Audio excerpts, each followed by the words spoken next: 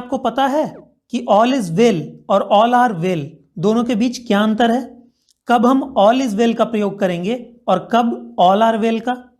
इस बात को जानने के लिए इस वीडियो को आखिर तक जरूर देखें, क्योंकि आज की इस वीडियो में मैं आपको सब्जेक्ट वर्ब एग्रीमेंट के सारे सिंटैक्स के रूल्स बताने वाला हूं, जिनसे रिलेटेड क्वेश्चंस आपके एग्जाम्स में पूछे जाते हैं और आप उनमें फंस जाते हैं क्योंकि आपको रूल्स अच्छे से पता नहीं होते और आपके डाउट्स क्लियर नहीं होते। लेकिन इस वीडियो को देखने के बाद आपके सारे डाउट्स 100% क्लियर होने वाले हैं, क्योंकि इस वीडियो में मैं आपको टोटल 10 रूल्स बताने वाला हूं, जिनको कि अगर आपने अच्छे से ग्रिप कर लिया तो यकीन मानिए आपका कोई भी सेंटेंस रॉन्ग नहीं होने वाला। तो बिना देर किए शुरू करते हैं रूल नंबर 1 से। रूल ऑफ एंड, यानी कि जब दो सब्जेक्ट्स एंड से जुड़े हों तब हम कौन सी वर्ब का यूज करेंगे। इस रूल में मैं आपको टोटल 5 पॉइंट्स बताऊंगा, सभी को अच्छे से समझिएगा। पॉइंट नंबर 1, नॉर्मली जब दो सब्जेक्ट्स एंड से जुड़े होते हैं तब उसके साथ हम प्लूरल वर्ब का यूज करते हैं, जैसे ही एंड आई वर फ्रेंड्स, न कि ही एंड आई वाज फ्रेंड्स, क्योंकि यहां दो व्यक्ति हैं, ही और आई, यानी कि सब्जेक्ट हमारा प्लूरल है, इसीलिए हम वर्ब भी प्लूरल यूज करेंगे। उसी तरह you and he are rich, न कि you and he is rich. Point number 2, जब दो नाउन्स एंड से जुड़े हों लेकिन एक ही व्यक्ति, वस्तु या भाव को व्यक्त करते हों तब उसके साथ हम सिंगुलर वर्ब का यूज करते हैं, क्योंकि इस केस में हमारा सब्जेक्ट सिंगुलर ही रहता है। जैसे the teacher and author is entering the classroom, यहां पर आर के बजाय इज का प्रयोग इसलिए सही है क्योंकि यहां टीचर और ऑथर दो अलग अलग व्यक्ति नहीं बल्कि एक ही व्यक्ति है, जो शिक्षक होने के साथ साथ एक लेखक भी है। इसीलिए एक्चुअल में हमारा सब्जेक्ट यहां पर सिंगुलर ही है, इसीलिए हमने सिंगुलर वर्ब का यूज किया है। अब सवाल ये उठता है, इस तरह के सिचुएशन में हम जानेंगे कैसे कि बात दो अलग अलग व्यक्तियों की हो रही है या दोनों एक ही व्यक्ति है। इसके लिए मैं आपको एक कॉन्सेप्ट बताता हूं। यदि एक ही नाउन के पहले आर्टिकल आए तो समझें कि एक ही व्यक्ति या वस्तु की चर्चा है, लेकिन अगर दोनों ही नाउन्स के पहले आर्टिकल्स आए तो समझें कि दो अलग अलग व्यक्तियों या वस्तुओं की बात हो रही है। जैसे द टीचर एंड ऑथर, यहां पर दो नाउन्स हैं, टीचर और ऑथर, लेकिन आर्टिकल द का यूज दोनों के साथ सेपरेटली नहीं किया गया है, केवल एक ही नाउन के पहले आर्टिकल द आया है। इससे यह पता चलता है कि दोनों एक ही व्यक्ति है, जो शिक्षक होने के साथ साथ एक लेखक भी है। लेकिन the teacher and the author, यहां पर दोनों नाउन्स के साथ सेपरेटली आर्टिकल्स का प्रयोग हुआ है। इससे यह पता चलता है कि यहां पर दो अलग अलग व्यक्तियों की बात हो रही है, जिनमें से कि एक शिक्षक है तो दूसरा लेखक है। तो मुझे लगता है कि अब आपका ये वाला कॉन्सेप्ट क्लियर हो गया होगा। अब आपके टेस्ट के लिए एक एग्जाम्पल लेते हैं। The director and the producer dash come, यहां पर हैज का यूज होगा या हैव का? ऑब्वियस सी बात है कि यहां पर हैव का यूज होगा, क्योंकि यहां पर डायरेक्टर और प्रोड्यूसर दोनों के ही पहले आर्टिकल आया है, जो ये बताता है कि दोनों अलग अलग व्यक्ति हैं, जिनमें से कि एक डायरेक्टर है तो दूसरा प्रोड्यूसर। इसीलिए सब्जेक्ट हमारा प्लूरल है, तो वर्ब भी हम प्लूरल ही यूज करेंगे। लेकिन अब दूसरा सेंटेंस देखिए, the director and producer dash come, यहां पर हैज का प्रयोग होगा या हैव का?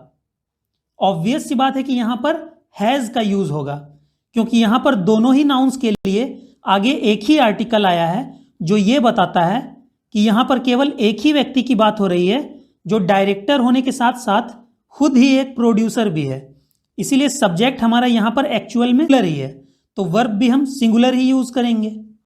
पॉइंट नंबर 3, कुछ ऐसे सिंगुलर नाउन्स हैं जो एंड से जुड़े रहते हैं और एक दूसरे के पेयर के रूप में बराबर एक साथ यूज होते हैं। इस तरह के सब्जेक्ट्स के साथ हम सिंगुलर वर्ब का यूज करते हैं, क्योंकि उनसे एक ही वस्तु या भाव का बोध होता है। जैसे bread and butter is my favourite dish, यहां पर हमने आर के बजाय इज का यूज इसलिए किया है क्योंकि हम ब्रेड और बटर दोनों को एक साथ लगाकर खाते हैं, इसीलिए ये दोनों मिलकर एक सिंगल डिश बन जाता है, यानी कि हमारा सब्जेक्ट असल में सिंगुलर है, इसीलिए हमने यहां पर सिंगुलर वर्ब का यूज किया है। उसी तरह राइस एंड करी इज अ टेस्टी फूड, यहां पर भी हमने इज का यूज इसलिए किया है क्योंकि राइस और करी दोनों को हम एक साथ मिलाकर खाते हैं, ना कि अलग अलग। A horse and carriage is coming here, एक घोड़ा गाड़ी यानी कि तांगा यहाँ आ रहा है। यहाँ भी इज का यूज इसलिए हुआ है क्योंकि घोड़ा और गाड़ी दोनों एक दूसरे से अटैच्ड रहते हैं, दोनों एक साथ आएंगे ना कि अलग अलग।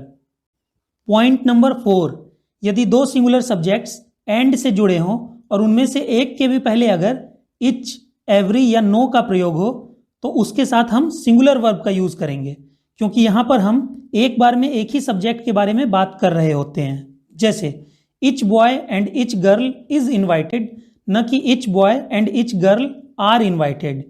यहां पर इज का प्रयोग इसलिए सही है क्योंकि यहां प्रत्येक का कॉन्सेप्ट है, हर एक लड़के और हर एक लड़की को इंडिविजुअली इन्वाइट किया गया है, यानी कि हमारा सब्जेक्ट एक्चुअल में सिंगुलर है तो वर्ब भी हम सिंगुलर ही यूज करेंगे।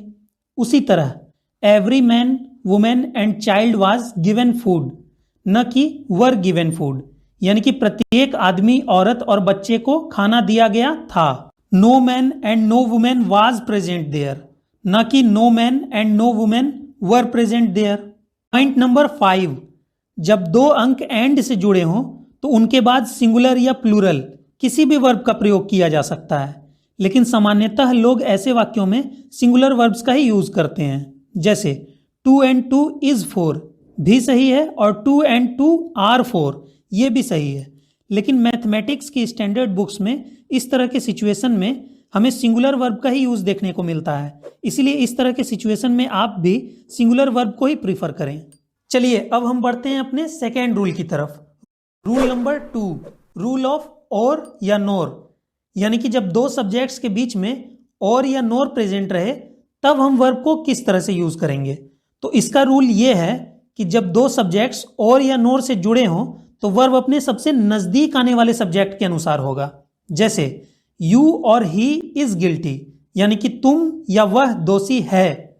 यहां पर इज का यूज इसलिए हुआ है क्योंकि ये ही के नजदीक है और हम ही के साथ इज का प्रयोग करते हैं, ना कि आर का। लेकिन इसी सेंटेंस को अगर हम इंट्रोगेटिव में चेंज कर दें तो हमें वर्ब को आगे रखना होगा, तो वर्ब अब यू के नजदीक हो जाएगा।